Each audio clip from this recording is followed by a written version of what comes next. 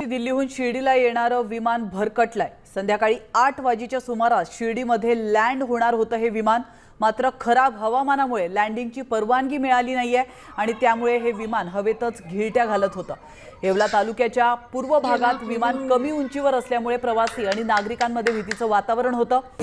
अतिशय धक्कादायक आपण अपडेट पाहतोय। आपत्कालीन यंत्रणेला फोन केल्यामुळे पोलीस आणि महसूल प्रशासनाची एकच धावपळ उडाली आहे।